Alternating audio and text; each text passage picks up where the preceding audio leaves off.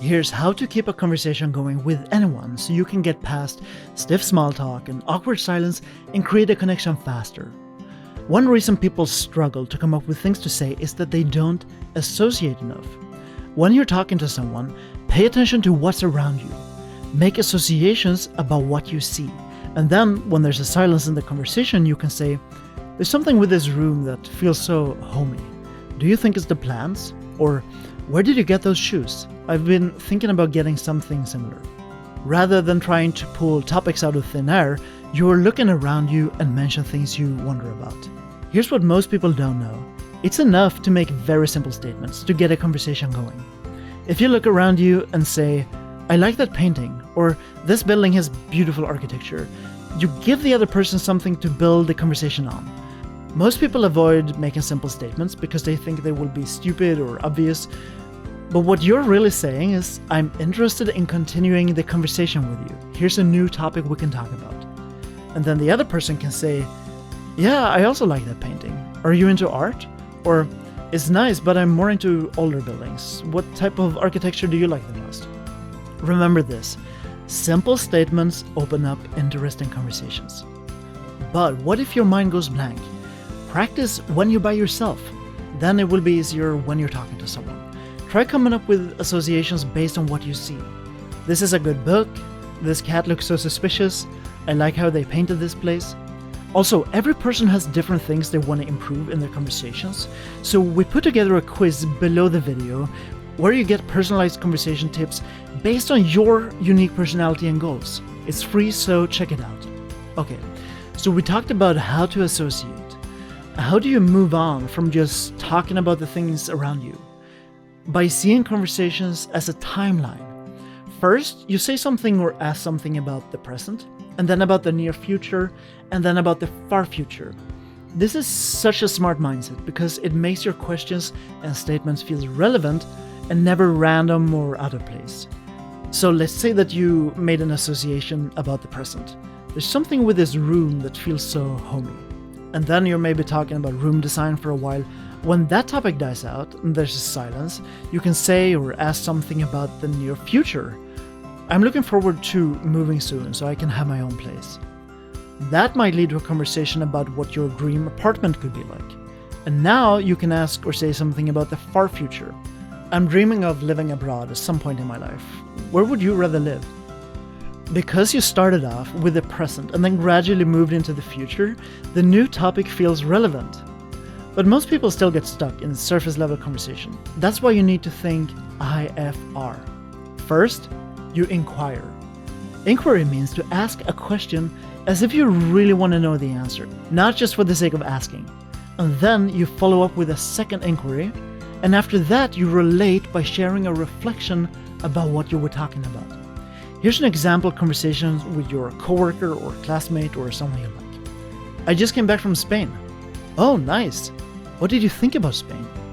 "It was nice, but it was too hot. We had to be indoors a lot." "I've heard it's super hot right now. What did you do when you were there?"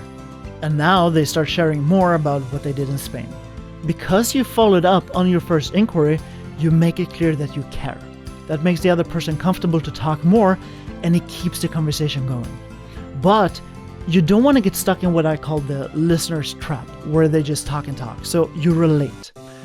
"I've never been to Spain, but I did go to France once, and I was surprised by how different the culture is over there compared to here." Or you could say, "I went to Barcelona once with my parents and we visited Sagrada Familia. It was amazing." And then it's time to repeat the IFR method again by inquiring. "Could you imagine living in Spain?" Or, "What do you like doing the most when you visit a new country?" For every round of IFR, the conversation will usually get more in-depth.